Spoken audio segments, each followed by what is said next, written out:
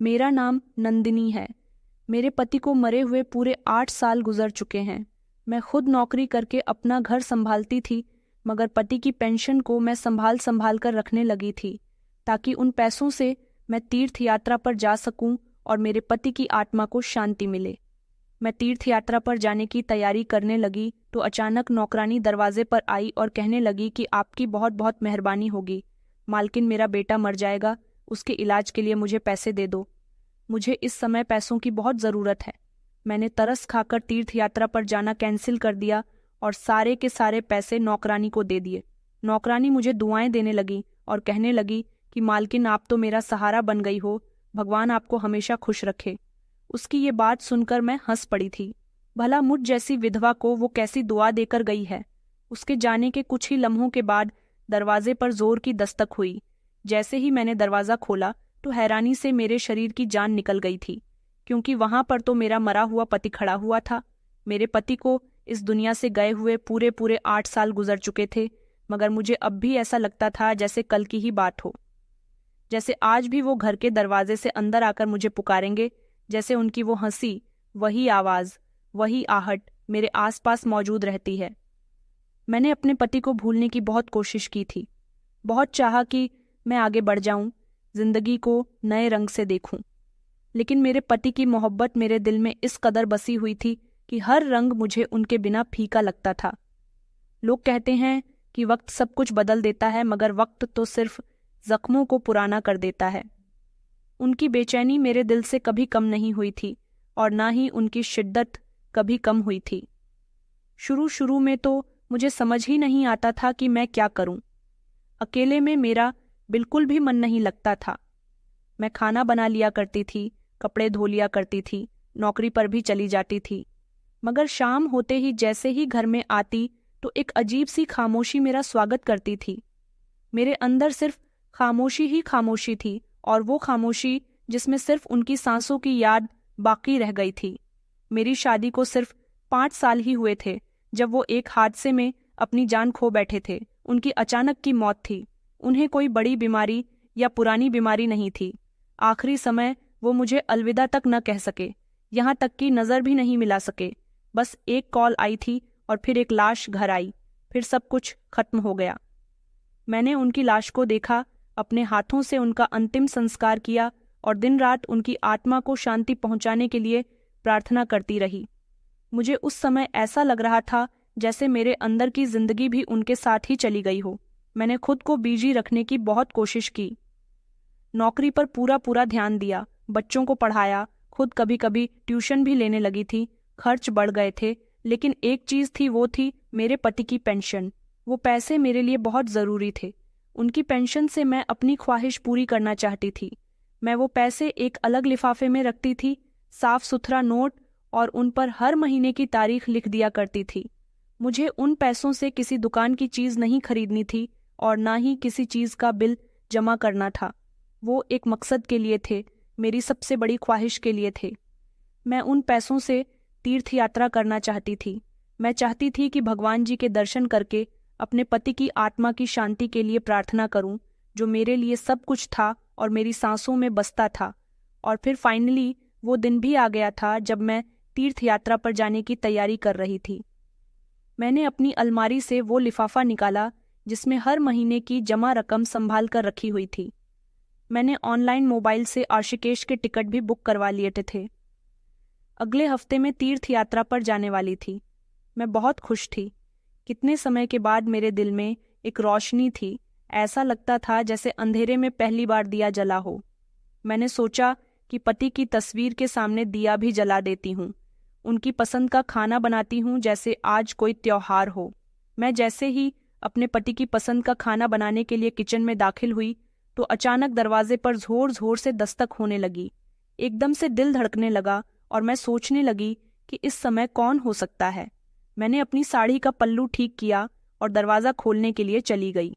दरवाज़ा खोलते ही मैंने देखा कि बाहर मेरी नौकरानी खड़ी हुई थी। उसका चेहरा पीला पड़ा हुआ था, हालत खराब थी, कपड़े बिखरे हुए थे और बाल भी बिखर रहे थे।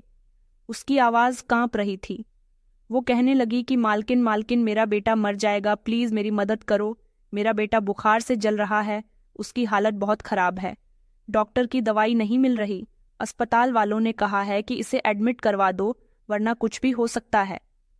लेकिन मेरे पास तो अस्पताल में उसको एडमिट करवाने के लिए पैसे ही नहीं हैं। मैंने उसे देखा। वो और अज्जू कई सालों से मेरे घर में काम कर रही थी। मेरी चीज़ों को, मेरी बात भी संभाल कर रखती थी। वो आज बेबस खड़ी हुई थी। मेरा दिल कट गया था। मुझे उस पर तरस आने लगा। मन किया कि फौरन इसकी मदद कर देती हूँ। मैं अपने कमरे में गई। मैंने अलमारी खोली और वहीं लिफाफा निकाला और बिना कुछ कहे उसके हाथ पर रख दिया। मैंने कहा, ये रख लो, ये ले जाओ और जल्दी से अपने बेटे का इलाज करवाओ। देर मत करो, ऊपर वाला तुम्हारे बेटे को सेहतमंद कर देगा। वो रोने लगी और मेरे पैर पकड़कर कहने लगी कि ऊपर वाला आपको सदा सुहागन रखे। मालकिन, आपने मेरी बहुत बड़ी मुश्किल हल कर दी है।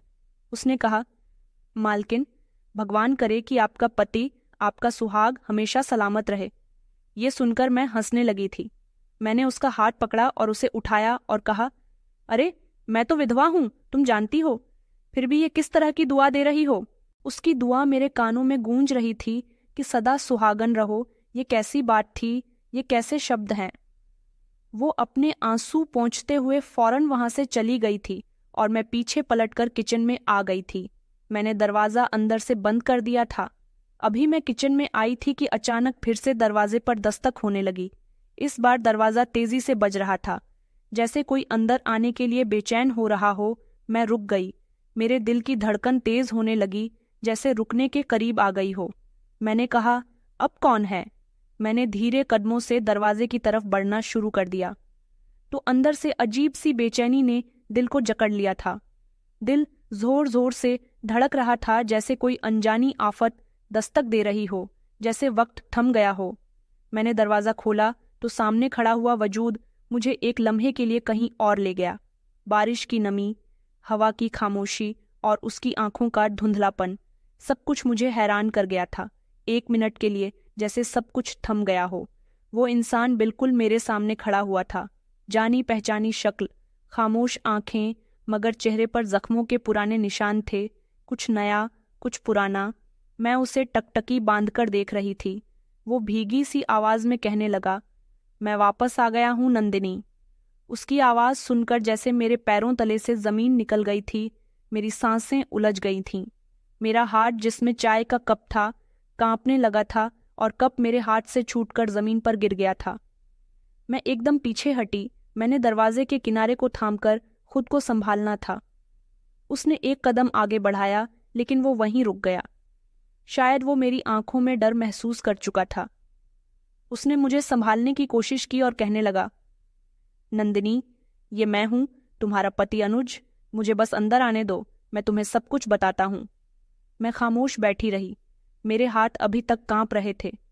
मैंने पानी का गिलास भरा और खुद को जबरदस्ती बेफिक्र किया। मैंने कहा, सबसे पहले तो तुम मुझे ये बताओ कि तुम कौन हो। मेरी आवाज़ मामूली सी निकली थी, मगर इसमें शक, सदमा और डर मौजूद था। उसने कहा कि मैं वही हूँ जिसने तुमसे वादा किया था। मैं वही हूँ जिसके साथ तुमने अच्छे काम किए थे। हम लोग सारी सारी रात जागते थे, एक दूसरे के साथ सपने देखते थे। मैं तुम्हारा पति हूँ, मैं तुम्हारा हमसफर हूँ, मैं अनुज हूँ, तुम्हारा पति। उसकी बातें सुनकर मेरी सांसें उखड़ने लगी थीं। मैंने दरवाज़ा बंद करके कुंडी लगा दी थी, जैसे अब मैं इस दुनिया से उठ चुकी हूँ। सिर्फ वही इंसान एक मेरे वजूद में सांस ले रहा हो। सोफे पर वो थकन से बैठा हुआ था। मैंने उसके चेहरे पर नज़र जमाई। उसके चेहरे पर कोई अजनबियत नहीं थी, मगर तसल्ली भी नहीं थी। जैसे पुराना जाना पहचाना इंसान हो, मगर पहचान धुंधली हो गई हो। कुछ सवाल मेरे अंदर उठ रहे थे, मगर जुबान जैसे रुक गई थी। मैंने खनखनाती हुई आवाज में पूछा, तुम्हें याद है आखिरी बार हम कहाँ गए थे? एक साथ उसने सिर झुका लिया, फिर नजर उठाकर मेरी तरफ देखा और कहने लगा, नंदिनी, हम आखिरी समय गोवा गए थे, जहां तुमने जिद करके वो बर्गर खाया था जिससे तुम्हारा पेट खराब हो गया था। तुम कहती थी कि बारिश में भीगने का मजा सिर्फ चटपटे खाने में है। बारिश के दिनों में तुम पकौड़े बनाया करती थी। तुम्हें छोटे बच्चे पसंद हैं? तुम्हें बाजार का खाना बिल्कुल पसंद नहीं, बल्कि तुम घर में नई नई तरह के पकवान बनाना ज्यादा अच्छा समझती हो। मैं उसकी बात सुनकर चौंक गई थी। उसे मेरी कही बातें अच्छी तरह से याद थीं। ये कोई मामूली बात नहीं थी जो कोई भी जान सकता है। ये तो वो लम्हे थे जो हम दोनों के बीच दफन हो चुके थे। मेरा शक एक ही लम्हे के लिए पीछे हट गया, मगर फिर मैंने खुद को झंझोड़ा। मैंने सामने वाली दराज से वो एल्बम निकाली जो मैंने बरसों से नहीं खोली थी। मैंने तस्वीर उसके सामने रखी। मैंने कहा, पहचानो ये कौन सी तस्वीर है? वो तस्वीर उठाकर कहने लगा कि ये हमारी फर्स्ट एनिवर्सरी की रात की तस्वीर थी, जब मैंने तुम्हारी पसंद की हरे रंग की शर्ट पहनी थी और तुमने मुझसे कहा था कि तुम मेरे लिए अपनी पसंद से ये शर्ट लेकर आई हो, मगर वो मुझ पर ज्यादा अच्छी नहीं लग रही थी। उनकी बात सुनते ही मैंने एल्बम बंद कर दी थी और सर पकड़कर बैठ गई थी। मैंने चौंक कर कहा कि अनुज, तुम तो मर गए थे। मैंने खुद अपने हाथों से तुम्हारा अंतिम संस्कार किया था, तुम्हारी चिता को जलते हुए देखा था। मैंने डरती हुई आवाज में कहा था। वो कुछ देर के लिए तो खामोश रहा, फिर कहने लगा कि हाँ, तुमने मेरा अंतिम संस्कार कर दिया था, मगर जिसका अंतिम संस्कार किया गया था वो मैं नहीं था। मैंने नजर उठाई और कहा कि फिर वो कौन था? उन्होंने एक लंबा सांस लिया और कहने लगे कि वो मेरा जुड़वा भाई शरद था। हम दोनों एक जैसे थे। जन्म के बाद माँ ही सिर्फ हम में फर्क पहचानती थी, मगर किस्मत ने हमें जुदा कर दिया था। वो हमेशा मुझसे जलता था। पिताजी ने हर चीज मुझ पर भरोसा करके छोड़ दी थी और उसके हिस्से में सिर्फ खाली जायदाद रह गई थी। मैंने कई बार उसे साथ चलने के लिए कहा था, मगर वो कहता था कि जब तुम मरोगे तभी मेरा दिन आएगा। मैंने कहा, क्या मतलब? जुड़वा भाई?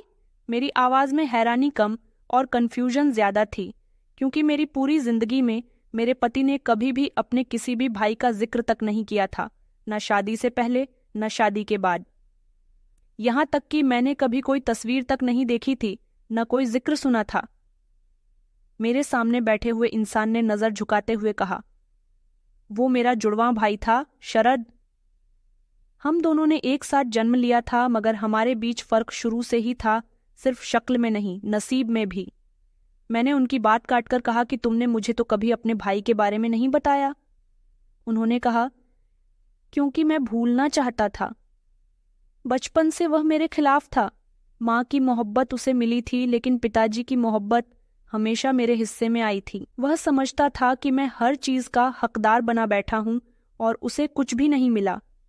जब हम 20 साल के हुए तो उसने घर छोड़ दिया था गुस्से में और कहा कि अब वह कभी वापस नहीं आएगा। मैंने खामोशी से सुना और उन्होंने बातों का सिलसिला जारी रखा।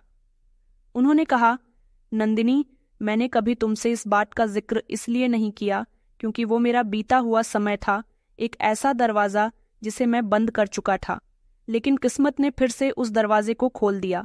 मैंने खुद को बेफिक्र रखने की कोशिश की, लेकिन मेरी उंगलियां लगातार एक दूसरे को मसल रही थीं। मैंने अपने पति से कहा, तो फिर शरद कहाँ गया था? उसने कहा, कभी दुबई, कभी कतर, कुछ दिन शिमला में भी उसने काम किया था, और जब वापस आया तब मैं मुंबई में एक बिजनेस विजिट पर था। उसी दौरान उसने अपने पुराने कॉन्टैक्ट से मेरा पता निकलवा लिया था और एक रात मुझे किडनैप करवा दिया।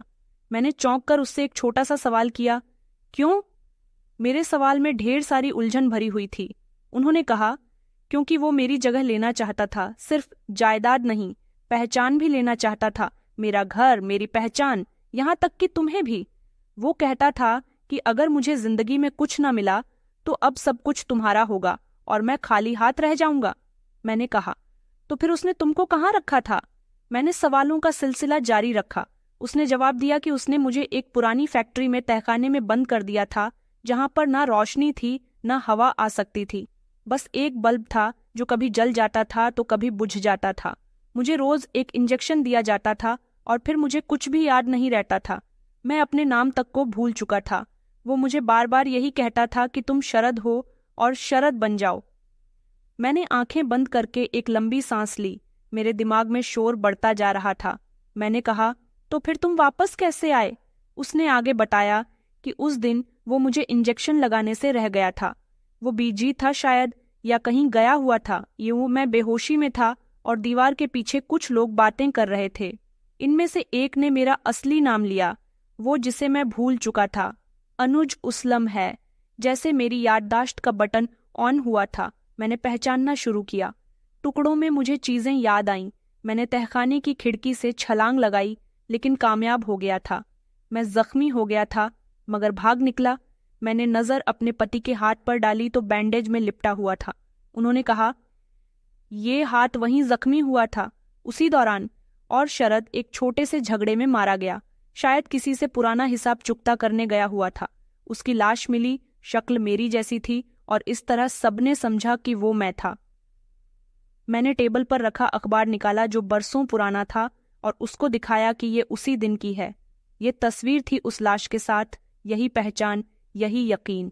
उसने सर हिलाया और कहा, क्योंकि उसके पास मेरी पहचान, मेरी डॉक्यूमेंट्स भी थे और तुम सदमे में थी, इसलिए तुमने कोई सवाल नहीं किया, सब कुछ यकीन कर लिया। मैंने धीरे से कहा, अनुज तुम्हें मेरी याद कैसे आई? वो मेरी तरफ देखकर कहने लगा कि जब मैं अस्पताल में था बेनाम मरीज के तौर पर, तब भी चेहरा रोज मेरी आंखों के सामने आता था। वो तुम्हारा चेहरा था, तुम्हारे हाथ, तुम्हारी मुस्कुराहट, तुम्हारी वो आदत कि चाय में चीनी का चम्मच रखकर घुमाने के बाद चम्मच को टेबल पर नहीं रखती थी बल्कि कप में ही रहने देती थी। मैंने जोर से मुस्कुराकर कहा कि अनुज, मैं अभी भी ऐसा ही करती हूँ। उसने कहा कि मैंने तुम्हें ढूंढने की कसम खाई थी। मैं कई जगहों पर गया था, पुराने पट्टे देखे, कंप्यूटर पर तुम्हारे अकाउंट्स चेक किए, तुम्हारी पुरानी बैंक ब्रांच से तुम्हारे घर का एड्रेस लिया और आज ऊपर वाले की कृपा से मैं तुम्हारे सामने बैठा हुआ हूँ, तुम मुझे मिल गई हो। मैं कुछ देर तक चुप रही, फिर अचानक एक और सवाल मेरे दिमाग में आया था। मैंने कहा, शरद की लाश की पहचान कैसे हुई? डीएनए तो किसी ने किया ही नहीं। उसने कहा, उसकी शक्ल मेरे जैसी थी, उसके पास मेरे डॉक्यूमेंट मौजूद थे और तुम सदमे में थी। तुमने बस मान लिया कि मैं मर गया हूं। मैं तड़प कर कहने लगी कि मैंने तो खुद लाश देखी थी। उन्होंने कहा कि तुमने देखा, मगर क्या पहचाना वो लाश, वो चेहरा जिस पर तुम्हें रोना था? वो मेरा छोटा भाई शरद था, मैं नहीं था। मैंने पर्दा हटाकर खिड़की की तरफ देखा। बारिश थम चुकी थी मगर अंधेरा अभी भी था। मैंने पूछा कि अब क्या होगा, मगर मैं खुद ही इसका जवाब जानती थी। मेरे पति ने कहा कि सच सामने लाना होगा और तुम्हें यकीन करना होगा कि मैं ही तुम्हारा पति अनुज हूं, जो तुम्हारे साथ हर खुशी, हर दुख, हर वादे में था। मैंने उसकी तरफ देखा। पहली बार मेरे दिल ने धीमे से कहा कि ये झूठ नहीं बोल रहा, लेकिन मेरी अक्ल अभी भी सवालों से भरी हुई थी। कई सवाल अभी भी बाकी थे। उस रात मैं देर तक जागती रही। उसने जो कुछ कहा था ये कोई मामूली बात नहीं थी। जुड़वा भाई, किडनैपिंग, पहचान की चोरी और फिर मौत, सब कुछ ऐसा जाल था जिसमें कुछ पता ही नहीं चला था कि कब मेरे पैर उलझ गए। सुबह सवेरे मैं तैयार हुई और घर की उस दीवार के पास आकर खड़ी हो गई जहां मेरे पति के अंतिम समय की तस्वीर लगी हुई थी, जिस पर वरमाला थी। मैंने उस तस्वीर पर अपने हाथ फहराए।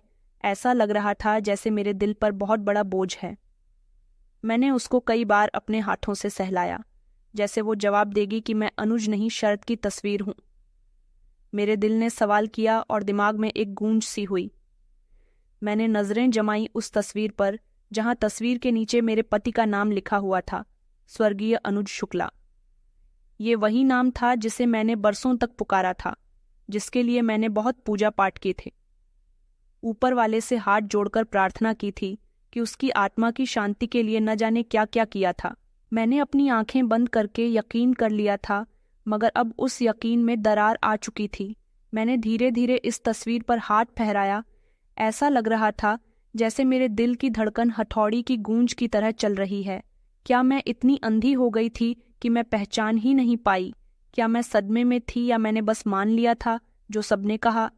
मुझे याद आया, जिस दिन मेरे पति का अंतिम संस्कार होना था, मेरे पति के चाचा ने कहा था कि चेहरा बुरी तरह से बिगड़ चुका है, ज्यादा पहचान में नहीं आ रहा।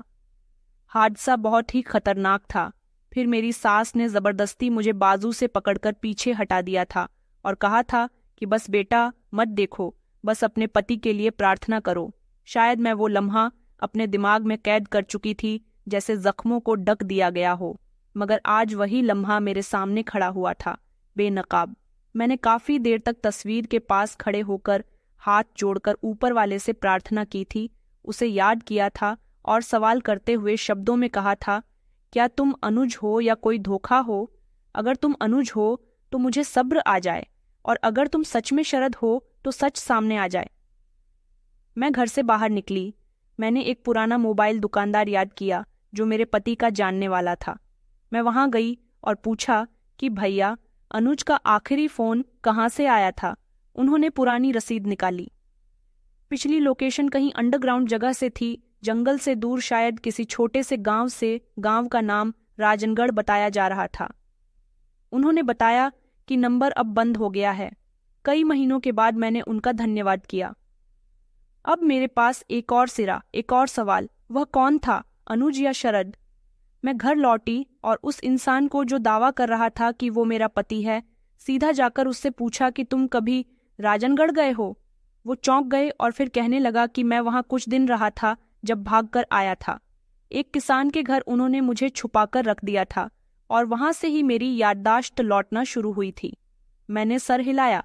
अब कहानी और हकीकत के बीच फासला कम हो रहा था, मगर पूरी तरह से खत्म नहीं हुआ था। मुझे अब शरद के बीते हुए समय को जानना था और शायद अपनी सच्चाई को भी। घर आकर मैंने वैसे तो सुकून से दिखने की कोशिश की थी, लेकिन अंदर कुछ थमा हुआ नहीं था, जैसे हर चीज खामोश होने के बावजूद भी चीख रही हो। मैंने कमरे का दरवाजा बंद किया, खिड़की बंद की और लाइट बुझा दी, मगर नींद आंखों से कोसों दूर थी। पास बैठा था, लेकिन अभी भी अजनबी लग रहा था। मैं लगातार खुद से ही लड़ रही थी। एक तरफ वो इंसान था जो दावा कर रहा था कि वो मेरा पति है, और दूसरी तरफ मेरे अंदर का वो यकीन जो सालों से एक उम्मीद पर बैठकर रोता रहा था कि मेरा पति मर गया है। अगली सुबह नाश्ते के टेबल पर खामोशी छाई हुई थी।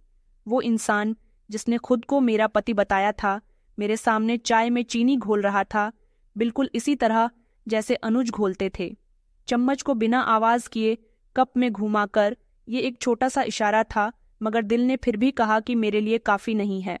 मैंने अपने सवाल बढ़ा दिए और बहुत नरमी से कहा कि अगर तुम मेरे पति हो तो तुम्हें मेरे हाथों की छुआन याद होनी चाहिए, मेरी आवाज, मेरी बातें, मेरी प्रार्थना, जो सिर्फ तुम जानते थे। उसने चाय का घूंट लिया और कुछ लम्हे खामोश बैठा रहा। फिर धीरे से कहने लगा कि नहीं, मैं सब कुछ भूल गया था सिवाय एक बात के, कि तुम्हारा चेहरा मेरे सपनों में आता था, हर दिन, हर रात। मैंने हाथ से चाय का कप रोक लिया और कहा, ये काफी नहीं है। सपने में तो वो भी आते हैं जिन्हें हम खो चुके होते हैं। सच वो होता है जो जागते हुए याद रहे। उसने नजर झुकाकर कहा कि तुम्हारी आवाज में वो भोलापन है जो इंसान को नींद में भी हिला दे। तुम हंसती हो तो तुम्हारा दायां कान थोड़ा झुक जाता है। तुम्हारी आदत है आधी बात कहकर रुक जाना, जैसे दूसरे को खुद समझने की आजमाइश देती हो। ये मैंने तुमसे ही सीखा है। ये तुम्हें भूल ही नहीं सकता। मैं कुछ लम्हे भर को खामोश रही, मगर दिल के शक अभी भी सलामत थे। तब मैंने कमरे में जाकर एक छोटा सा बॉक्स निकाला जिसमें पुरानी यादें थीं, मेडिकल रिपोर्ट्स और कुछ पुराने लेटर। मैंने वो रिपोर्ट्स टेबल पर रख दी और कहा कि ये मेरी मेडिकल फाइल है। मेरे फ़ोन का ग्रुप है, मेरी एलर्जी, मेरे पुराने हॉस्पिटल के रिकॉर्ड्स हैं। तुम्हें कुछ याद है? वो आगे बढ़ा, फाइल को देखा, कुछ पेपर्स पलटे, फिर कहने लगा, तुम्हारी नाक में हमेशा सर्दी के दानों की एलर्जी होती है, रैशियस हो जाते हैं, और तुमने 2 बार दांत का इलाज भी कराया था, मगर कभी फीलिंग पूरी नहीं कराई क्योंकि तुम्हें ड्रिल की आवाज से डर लगता है। मैं सांस रोककर उसकी तरफ देखने लगी। उसके शब्दों में ना बनावट थी, ना गड़बड़ थी। वो जैसे किसी बेरंग सपने से जागकर हकीकत बता रहा था। मैंने अगला सवाल किया, और वो चिट्ठी जो मैंने तुम्हें तुम्हारे बर्थडे पर दी थी, जिस पर कुछ स्पेशल लिखा था। उसने अपनी आंखें बंद कर लीं और शब्द दोहराने लगा, जिंदगी शायद एक सफर है, लेकिन तुम वो अकेले मुसाफिर हो जिसे मैं आखिरी स्टेशन तक साथ रखना चाहती हूँ। तुम्हारी नंदिनी। मेरे होंठ कांपने लगे थे, क्योंकि ये वही चिट्ठी थी जिसे मैंने अपने हाथों से लिखा था और जिनकी आखिरी लाइन यही थी। मैंने दिल थाम कर बैठने की कोशिश की, मगर शक अभी भी दीवार से टेक लगाकर खड़े हुए थे।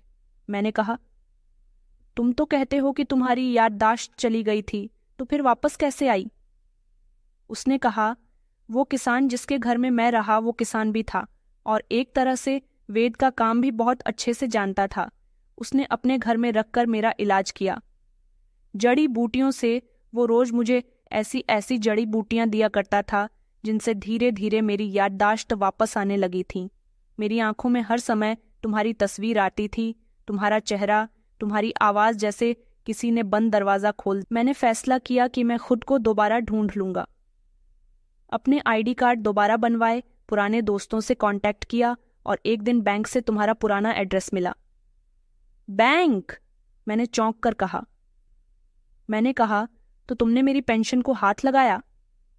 उसने कहा कि नहीं, ऊपर वाला जानता है तुम्हारे नाम पर कुछ नहीं छुआ। मुझे तुम वापस चाहिए थी, दौलत नहीं। मैंने गहरा सांस लिया। अब बातें जुड़ने लगीं, लेकिन कुछ अभी भी पूरा नहीं था। मैंने अगली सुबह नाश्ता छोड़ दिया और सीधा कमरे में मौजूद फोल्डर निकाला, जिसमें कुछ पुराने डॉक्यूमेंट्स और कागजात, बैंक स्टेटमेंट और अस्पताल की रिपोर्ट्स रखी हुई थीं। मैं अब सिर्फ शब्दों पर नहीं, सबूत पर यकीन करना चाहती थी। जुबान धोखा दे सकती थी, जज्बात बहका सकते थे, लेकिन कागज, खून का रिकॉर्ड, ये झूठ नहीं बोलते। दोपहर होते ही मैं पास के पुलिस स्टेशन गई। पुलिस स्टेशन में बैठे ऑफिसर को मैंने पूरी बात बताई। उन्होंने मेरी बात ध्यान से सुनी। मैंने बस इतना बताया कि पहचान का मामला ऊंचा हुआ है और मरे हुए इंसान की पहचान करनी है। उसने फौरन कहा कि डीएनए टेस्ट के लिए आपको सरकारी इजाज़त लेनी होगी, फिर हम केस को आगे बढ़ाते हैं। मैं राजी हो गई थी। मैंने अनुज से कहा, जो कि आंगन में बैठा था। मैंने बिना देर किए उसे अस्पताल चलने के लिए कहा। मैंने कहा कि मुझे तुम्हारा ब्लड टेस्ट करवाना है। वो चौंक गया, फिर कुछ देर तक सोचने लगा। थोड़ी देर के बाद कहने लगा कि चलो, मैं तैयार हूँ। हम दोनों एक पास के ही प्राइवेट क्लिनिक पर चले गए और वहाँ अनुज के खून का सैंपल लिया गया और कहा गया कि रिपोर्ट 2 दिन के बाद मिलेंगी। मैंने क्लिनिक की दीवार पर नज़र दौड़ाई। एक जगह लिखा हुआ था, सच तक पहुंचने के लिए सब्र का रास्ता ज़रूरी होता है। मुझे लगा वो शब्द जैसे मेरे लिए ही लिखे गए थे। हम घर लौटे तो वो खामोश रहा। मैंने रात को खाने के बाद अपने कमरे की खिड़की खोली और उसे बुलाया। कहा, सुनो, एक बात बताओ, तुम वापस क्यों नहीं आए? तुम्हें पूरे 8 साल हो गए थे। वो कुछ देर खामोश रहा, फिर दीवार से टेक लगाकर धीरे से कहने लगा कि मुझे एक पुरानी फैक्ट्री के तहखाने में कैद करके रखा गया था। वहां दिन का पता ही नहीं चलता था। सिर्फ एक बल्ब जलता था जो कभी कभी बुझ भी जाता था। रोज एक दवाई दी जाती थी जो न मुझे सुला पाती थी और न ही जगा पाती थी। मेरे शरीर से ताकत छीन ली गई थी। हर रोज एक आवाज आती थी, तुम शरद हो, शरद बन जाओ। मैंने पलटकर उसे देखा। मैंने कहा, वो लोग कौन थे? उसने कहा कि वो शरद के पुराने जानने वाले या शायद कोई बदमाश गैंग के लोग थे। वो उन्हें पैसे देता था ताकि वो मुझे कैद में रखे। लेकिन एक दिन एक आदमी ने मुझे पानी दिया तो मेरे हाथ से ग्लास छूट गया। वो आदमी रुका और मुझे ध्यान से देखने लगा। फिर अगले ही दिन आया और मुझे बाहर ले गया। किसी ने चौंक कर पूछा, एक मामूली सा किसान था जिसका बेटा इस गैंग के हाथ चढ़ गया था। उसने मुझे पहचान लिया था कि मैं कोई मामूली आदमी नहीं हूं और मेरी हालत पर उसे तरस आ गया। उसने मुझे छुपाकर अपने खेतों के पास वाले कमरे में रखा, वहीं पुरानी जगह जो राजनगढ़ के बाहर थी। मैंने कहा, वो तुम्हें कब छोड़ गया? उसने कहा कि जब मुझे याद आने लगा, तुम्हारा नाम, तुम्हारी आंखें, हमारे दरवाजे का रंग, वो किचन जहां तुम हमेशा चीनी का डिब्बा हाथ से खोलती थी। मैंने उससे कहा कि मुझे वापस जाना है और उसने अपने बेटे से कहकर मुझे बस में बैठा दिया। मैंने उसकी बात सुनकर गहरी सांस ली और कहा कि ये सब कुछ बहुत ही अजीब है। तुमने इन 8 सालों में कभी कुछ लिखने बोलने का इशारा देने की कोशिश नहीं की? उसने कहा कि मैं कुछ नहीं कर सका। कई बार चाहा, लेकिन जब खुद को नहीं जानता था तो तुम्हें कैसे याद करता? मेरा नाम, मेरी पहचान, सब कुछ उनके कंट्रोल में थी। वो बात कर रहा था और मैं नोट कर रही थी। उसकी कहानी की कड़ियाँ, उसके शब्द, उसके चेहरे के एक्सप्रेशन, कहीं पर भी झूठ की कोई लकीर नहीं थी। मगर मैं अब आंख बंद कर यकीन नहीं करना चाहती थी। अगली सुबह मुझे पुलिस स्टेशन से फ़ोन आया कि आपके मुताबिक हमने इन्वेस्टिगेशन शुरू कर दी है। हमें कुछ जानकारी मिली है। अगले हफ्ते तक हम और ज़्यादा जानकारी इकट्ठी कर लेंगे। मैंने फ़ोन बंद कर दिया और सोच में पड़ गई थी। रात को मैंने उसे फिर से बुलाया और कहा कि कल हम उस जगह, इसके बारे में तुमने बताया है, वहाँ से शरद की तस्वीर निकलवा कर मैच करवा लेंगे। सिग्नेचर, चेहरे की पहचान, सब कुछ पता चल जाएगा। वो सर झुकाकर कहने लगा, ठीक है, तुम जो करना चाहती हो कर लो। अगर तुम्हें सच की ज़रूरत है तो मैं हर दरवाज़ा खोलने के लिए तैयार हूँ। मैंने नज़र नीचे कर ली, फिर तैयार हो गई, क्योंकि अगला दरवाज़ा पुलिस स्टेशन है। पुलिस को मैं अब तक का सब कुछ सच सच बता चुकी थी और पुलिस ने अपनी इन्वेस्टिगेशन चालू कर दी थी। पुलिस छोटे से छोटा और बड़े से बड़ा सबूत ढूंढ रही थी, और सच क्या है वो अब बाहर आ जाएगा। सब कुछ इस कदर बोझल महसूस हुआ जैसे मैं कोई जुर्म साबित करना चाहती हूँ, मगर मैं बस सच जानना चाहती थी। वो सच जो मेरे दिल को कई सालों से बेसुकून रखे हुए था। 2 दिन के बाद लैब से फ़ोन आया कि रिपोर्ट तैयार है, आकर ले जाइए। मैं जल्दी से लैब पहुंच गई। फाइल मेरे हाथ में दी गई, सफ़ेद कागज़ पर छपे हुए शब्द। मैंने हाथ में रिपोर्ट खोली और पढ़ा तो ये देखकर मेरी आंखें फटी की फटी रह गईं कि उसमें मौजूद ब्लड ग्रुप सैम वही था जो मेरे पति का था। क्योंकि जुड़वा बच्चे हों या भाई बहन, सभी का ब्लड ग्रुप सामान नहीं होता। मेरे पति की पुरानी डीएनए रिपोर्ट और ये नई रिपोर्ट एक दूसरे से मैच हो रही थी। इसका मतलब ये था कि जिसे मैंने लाश समझकर उसका अंतिम संस्कार कर दिया वो मेरा पति नहीं था, और जो इंसान मेरे सामने खड़ा हुआ था, जो खुद को मेरा पति कहता था, वही असली अनुज था। मैंने वो फाइल उठाकर अपने पास रख ली और मैं भागती हुई घर आई। वो आंगन में बैठा हुआ था और आसमान की तरफ हाथ जोड़कर प्रार्थना कर रहा था। मैंने सिर्फ इतना कहा कि तुम सच में मेरे पति हो। आंखें खोलकर मेरी तरफ देखा और धीरे से चलता हुआ मेरे करीब आया। कहने लगा कि तुम्हें मुझ पर यकीन नहीं है ना। मैंने एक कदम पीछे हटाकर कुर्सी थाम ली और बैठ गई। मेरे अंदर जैसे बरसों का सब्र दम तोड़ गया था। मेरी आंखों से आंसू निकलने लगे, होठों पर कंपकपाहट और मुंह से जैसे कोई शब्द नहीं निकल रहे थे। मुझे खुद पर यकीन नहीं आ रहा था, पर मैं क्या करती। उसने मुझसे कुछ नहीं कहा। खामोशी में उसकी आंखें बहुत कुछ कह चुकी थीं। मैंने चेहरा छुपाने की कोशिश की, मगर वो सामने आकर खड़ा हो गया था। डीएनए रिपोर्ट आने के बाद मेरे दिमाग में हर उलझी हुई गिरोह जैसे एक एक करके खुलने लगी थी। वो लाश जो अनुज की समझकर जला दी गई थी और जो सामने बैठा था, वही मेरा पति था।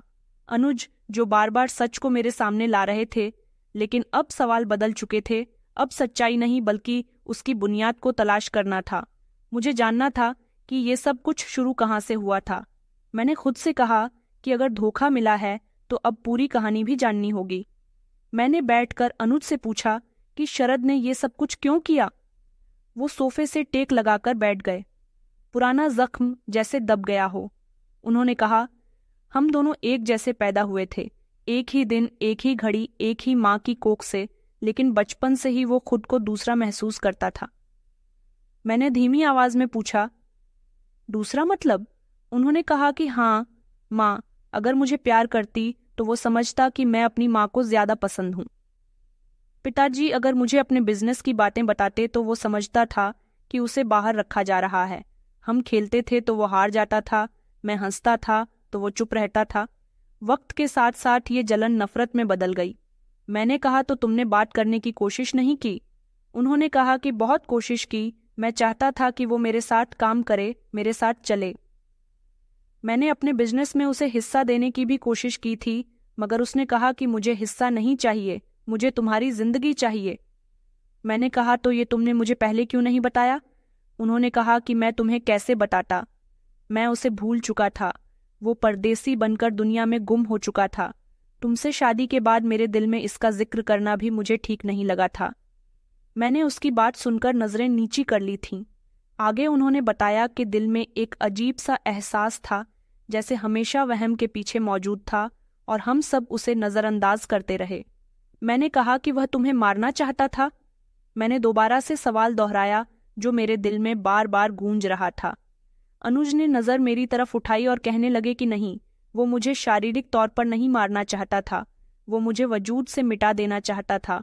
वो चाहता था कि मैं ऐसे कहीं दफन हो जाऊं कि दुनिया में अनुज के नाम पर सिर्फ वो रहे, तुम्हारे साथ, मेरे घर में, मेरे नाम पर। वो जिंदगी जो मेरी थी वो पूरी तरह से उसकी हो जाए, और वो कामयाब हो गया था कुछ समय के लिए। मैंने धीरे से कहा कि अनुज। उन्होंने गहरी सांस ली और कहने लगे कि तुमने उसका अंतिम संस्कार कर दिया और मैं एक अनजाने गांव में एक छोटे से कमरे में अपनी पहचान को भूल बैठा था। मैंने कहा, और मैं भी इस धोखे का हिस्सा बन गई। अपनी आंखों से मैंने शरद के चेहरे में अपने पति के नाम का अंतिम संस्कार कर दिया और दिल से उसकी जुदाई को कबूल कर लिया। और वो आगे बढ़ा और मेरा हाथ थाम कर कहने लगा कि नहीं, तुम इस धोखे की कैद में थी, कसूरवार नहीं थी। तुम वही कर रही थी जो दुनिया तुम्हें दिखा रही थी। तुमने जो देखा, जो सुना, उस पर यकीन किया। सच में तो मैं ही भूल गया था। तुम क्या करती? मैंने कुछ कहने के बजाय उसके हाथ को खामोशी से थाम लिया, जो इस बार इल्जाम का नहीं बल्कि मोहब्बत का था। फिर मैंने एक और सवाल किया जिसने उसे थोड़ा सा चौंका दिया था। मैंने कहा, शरद की मौत कैसे हुई?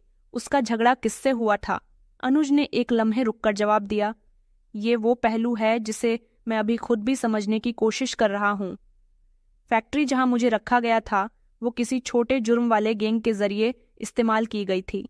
शरद उन्हीं से कांटेक्ट में था, लेकिन लगता है उसने किसी को धोखा दिया। किसी के पैसे मारकर जिस रात मैं वहां से फरार हुआ, वो शायद किसी मामले में फंसा और मार दिया गया। पुलिस को लाश मिली और उसके पास मेरे कागज थे, मेरे डॉक्यूमेंट्स थे। उसने मेरे जैसे ही कपड़े पहने हुए थे, इसलिए वो लाश मेरी समझी गई। मैंने कहा, तुम्हें क्या लगता है कि शरद का कत्ल किसी बदले में हुआ? मैंने सीरियस होकर पूछा था। अनुज ने सर हिला दिया और कहने लगे कि हाँ, मुझे भी ऐसा ही लगता है। इस कत्ल का ताल्लुक मेरी किडनैपिंग से भी है। शरद ने जिन लोगों को इस्तेमाल किया था वो सब खामोशी से अलग हो गए थे। मैं उन सब लोगों को तलाश करना चाहता हूं, मैंने कहा। लेकिन कैसे? मैंने फिक्रमंदी से पूछा था। उन्होंने कहा कि शरद का एक पुराना मोबाइल मेरे पास है, जो अस्पताल वालों ने मुझे दिया था। शायद उसमें कोई नंबर, कोई कांटेक्ट या कोई राज हो। मैं चाहता हूं कि हम पुलिस की बजाय खुद इन्वेस्टिगेशन करें जब तक कोई सुराग ना मिल जाए। मैंने कहा, लेकिन पुलिस भी अपना काम कर रही है। उन्होंने गहरी सांस ली और कहने लगे, सफर अब भी खत्म नहीं हुआ। पुलिस जो कर रही है कर ले। ये सब तो अभी शुरू हुआ है, एक ऐसा सफर जिसमें हम दोनों को अपने बीते हुए समय के अंधेरों से गुजरना होगा। लेकिन अब फर्क ये है कि तुम मेरे साथ हो। मैंने सिर झुका लिया था और दिल में एक प्रार्थना की थी कि हे भगवान, अब जो भी सामने आए वो सच हो और वही रास्ता हो जिस पर हम पूरी तरह से एक बार फिर जिंदगी जी। शरद के साथ जो हुआ था वो भी एक कहानी का हिस्सा था और अब ये जरूरी था कि हम इस कहानी का आखिरी पन्ना खुद लिखें, पूरे सच के साथ। अदालत के उस दिन सुबह मैंने सिंपल कपड़े पहने थे, बिना किसी रंग के, जैसे मैं खुद को भूल जाना चाहती थी। दिल भारी था मगर कदम मजबूत थे। कई महीने की इन्वेस्टिगेशन, सवाल जवाब, शख्स, सबूत, सब एक आखिरी सच के लिए जमा हो चुके थे और अब सच कानून के जवाब में साबित करना था। अदालत में खामोशी थी, जैसे हर दीवार ने भी हमारी कहानी सुन रखी हो। गवाह कटघरे में खड़े हुए थे। जज ने नजर उठाकर मुझसे सवाल किया, आप क्या कहना चाहती हो? मैंने एक लम्हे के लिए अपनी उंगलियों को देखा, जिसमें वही पुरानी चुभन महसूस हो रही थी। वक्त के कांटे जो 8 साल से अंदर घुसे हुए थे। मैं 8 साल तक एक मरे हुए इंसान को याद करती रही, उससे मोहब्बत करती रही जिसे मैं अपना पति समझ रही थी, बल्कि वो मेरा पति नहीं था। मैंने जिस इंसान को याद किया, उसकी तस्वीर आंखों में रखी, वो दरअसल जिंदा था और जिसका अंतिम संस्कार हुआ वो मेरा पति नहीं था, उसका जुड़वां भाई था। मेरी बात सुनकर अदालत में सरसराहट सी फैल गई थी। मुझे एक सच के बदले 8 साल का धोखा मिला। मुझे वो दुख नहीं जो मौत का होता है, बल्कि वो जख्म मिला जो धोखे से मिलता है। मैंने लम्हे भर को सांस लिया और फिर कहा कि ये केस सिर्फ पहचान का नहीं, ये वजूद की चोरी का है। एक इंसान ने मेरे पति की जिंदगी चुराई, नाम, चेहरा, पहचान और मेरी फीलिंग्स, और उस झूठ के अंदर उसका अंतिम संस्कार कर दिया गया। अदालत में वो शख्स जिसे मैं अनुज मान चुकी थी, खामोशी से बैठा था और उसके बराबर में वकील मौजूद था जो सफाई दे चुका था कि डीएनए यही कहता है कि ये इंसान वही है जिसके साथ नंदिनी जी की शादी हुई थी। उनके पति अनुज तो इस हिसाब से नंदिनी जी के पति अनुज ही हैं। शरद की मौत हादसे में हो गई थी, अब ये कत्ल के तौर पर दर्ज की गई थी। उसकी पहचान, गैरकानूनी दस्तावेज और पैसों के फायदे के इल्जाम के तहत उस पर मुकदमा दायर कर दिया गया। चाहे वो अब इस दुनिया में ना रहे, मगर उसका जुर्म जिंदा था। अदालत ने ये केस रिमार्क्स कर दिया, ये मामला सिर्फ पहचान का नहीं था, जज्बात और भरोसे के कत्ल का भी था। ऐसे मामले कानून के लिए नई मिसाल बनेंगे। कार्यवाही पूरी हुई, फैसला सुनाया गया और फाइल बंद हो गई। मगर मेरे अंदर की फाइल अभी भी खुली हुई थी, सवालों से भरी हुई और डर से भरी हुई। अदालत से निकलते ही सूरज तेज हो चुका था। मेरे सामने वो खड़ा था, वही इंसान जिसके लिए मैं कभी मेहंदी रचाया करती थी, जिसके लिए मैंने सारे सपने देखे थे और जिसका अंतिम संस्कार करके मैंने अपना यकीन मार दिया था। हम कुछ लम्हे खामोश रहे, फिर मैंने नज़र उठाकर उन पर जमाकर पूछा, आप क्या चाहते हो? वो धीरे से कहने लगा कि जिस औरत के नाम से मैं जिंदा रहा, अगर वही मुझे फिर से कबूल कर ले तो यही काफ़ी होगा। मैं उनके शब्दों पर गुमसुम हो गई थी। उनकी आवाज़ में कोई झूठ नहीं था, ना जिद थी, ना शिकायत थी। बस एक थकन थी, जैसे बरसों का बोझ आज शब्दों की शक्ल में घिरा हो। मैंने सिर झुकाकर खुद से सवाल किया, क्या मैं फिर से वहीं बन सकती हूँ? क्या हम वो रिश्ता दोबारा से जोड़ सकते हैं जो मौत पर जाकर खत्म हुआ था? क्या वक्त ने हमारे बीच वो रास्ता बना दिया है जिसे कोई भी हमसे अलग नहीं कर सकता? जवाब मेरे पास नहीं था। वक्त शायद सब कुछ नहीं बदलता, मैंने धीरे से कहा, लेकिन वो फैसला जरूर करता है। अनुज ने सर हिलाया और कहा कि मैं इंतजार करूंगा, जितना भी समय लगे, जितनी भी मुश्किल हो। हम दोनों सुई की तरह अलग अलग रास्तों पर चल पड़े, एक दूसरे से ना दूर हो ना करीब हो। घर वापस आकर सब कुछ बदला बदला सा लग रहा था। दीवारें वहीं थीं, तस्वीरें वहीं थीं, लेकिन उनमें झलकती हुई यादें जैसे एक नई रोशनी से जगमगा रही थीं। मैंने कमरे का दरवाज़ा बंद किया, कपड़ों की अलमारी से वो पुराना संदूक निकाला जिसमें मैंने शादी के दिन की फ़ोटो और हमारे साथ की कुछ कीमती निशानियां रखी हुई थीं। मैंने धीरे से एक एक फ़ोटो निकाली। शादी वाले दिन की फ़ोटो जिसमें वो गोल्डन रंग की शेरवानी में मेरे साथ बैठे हुए थे और मैं लाल रंग के लहंगे में उनके पास शर्माती हुई बैठी थी। वो लम्हा आज भी मेरी आंखों के सामने जिंदा हो गया था। फिर शादी के बाद पहली होली की तस्वीर, वो जिसमें मेरे पति अनुज ने अपने हाथों से मेरे गालों पर होली का रंग लगाया था। मैं धीरे धीरे एल्बम पलटती रही। तस्वीरों के रंग जैसे बोलने लगे थे। याद है ये लम्हा, ये खुशबू, या हंसी मजाक, और हर तस्वीर के साथ मेरा दिल कहता रहा, ये सब कुछ किसी झूठ में नहीं दबाया जा सकता था। ये हकीकत थी, ये तुम्हारी जिंदगी थी, तुम्हारा रिश्ता था। तभी कमरे के दरवाजे पर धीरे से दस्तक हुई। ये वही इंसान था जिसे मैंने बरसों से अपने सपनों में देखा था, जिसकी तस्वीर को मैं सीने से लगाकर रोया करती थी और जो हकीकत में मेरे सामने जिंदा बैठा था। मैंने तस्वीर दोबारा बंद करते हुए पूछा, क्या तुमने कभी सोचा था कि लौटकर सब कुछ वैसा ही पाओगे? उसने दरवाजे के पास खड़े होकर हल्की सी मुस्कुराहट दी और कहने लगा कि नहीं, मगर मेरे दिल में उम्मीद जरूर थी कि कम से कम तुम मुझे पहचान जाओगी। मेरे दिल ने एक हल्की सी धड़कन बदली थी। मैंने नज़र झुकाते हुए कहा कि मुझे वक्त लगेगा, पर अब मैं सच जान चुकी हूँ। वो धीरे धीरे कमरे के अंदर आया, कुर्सी खींचकर मेरे सामने बैठ गया और कहने लगा कि मैं ज़बरदस्ती कुछ नहीं चाहता। बस इतनी सी ख्वाहिश है कि एक दिन तुम्हारा हाथ थामूं, वही हाथ जो कई सालों तक मेरी हथेली से जुदा रहा। मैंने हाथ नीचे रखे और धीरे धीरे उसकी तरफ देखा। वो लम्हा जो बरसों पहले टूट गया था, अब धीरे धीरे जुड़ने लगा था। मैंने कहा, क्या तुम चाहते हो हम वो सब फिर से शुरू कर दें? मगर मेरे शब्दों में सख्ती नहीं थी, सिर्फ सावधानी। उसने बहुत धीरे से कहा कि नहीं, मैं चाहता हूं कि हम वो कुछ नया बनाएं जो पहले से बेहतर हो, पहले की तरह बनने की कोशिश नहीं। इस बार सच्चाई के साथ, पूरी सोच समझ के साथ और तुम्हारी मर्जी से। मैंने एक पुरानी तस्वीर दोबारा निकाली जिसमें हम दोनों एक सड़क किनारे आइसक्रीम खा रहे थे। तब अनुज ने मेरी नाक पर थोड़ी सी आइसक्रीम लगा दी थी और मैंने गुस्से में करीबी पत्थर उठाकर उन्हें मारने की धमकी दी थी। वो लम्हा इतना सादा था मगर आज कीमती लग रहा था। मैंने पूछा, तुम्हें ये दिन याद है? उसने तस्वीर देखते हुए कहा कि बिल्कुल, मुझे सब कुछ याद है। तुमने कहा था अगर दोबारा आइसक्रीम से छेड़ा तो घर वापस चली जाऊंगी, और फिर तुमने 2 आइसक्रीम और मांग ली थी। हम दोनों हंस पड़े थे।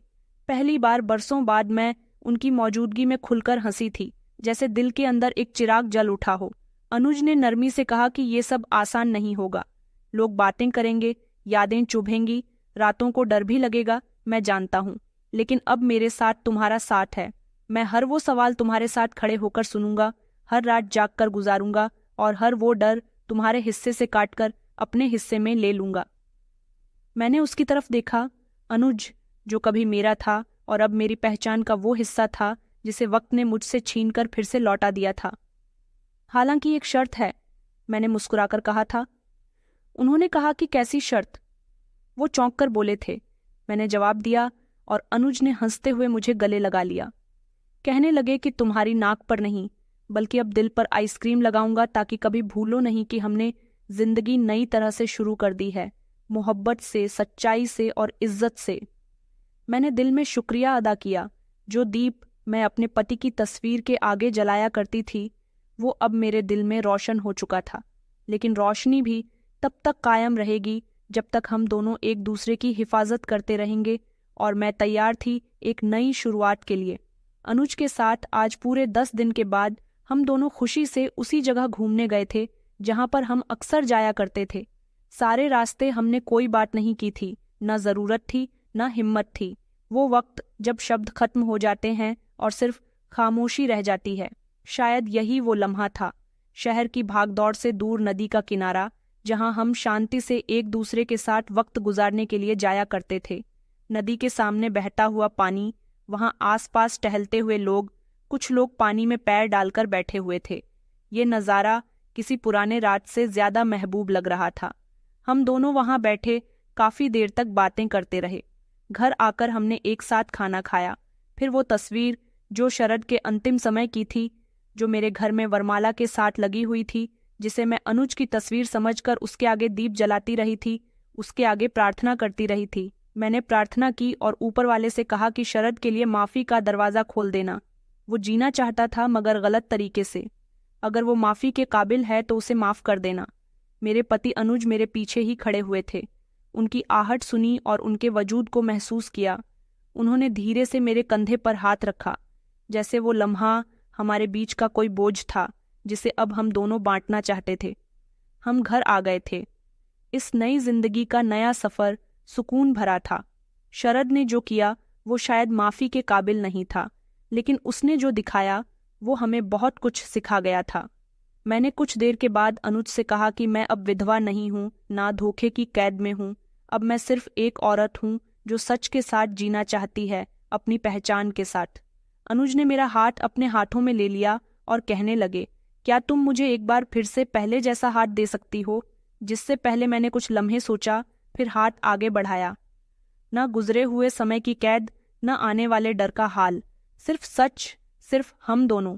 हम दोनों एक दूसरे के साथ बहुत खुश हैं और अपनी नई जिंदगी को पुराने जैसा कर लिया है, लेकिन बिना किसी सवाल और बिना किसी डर के।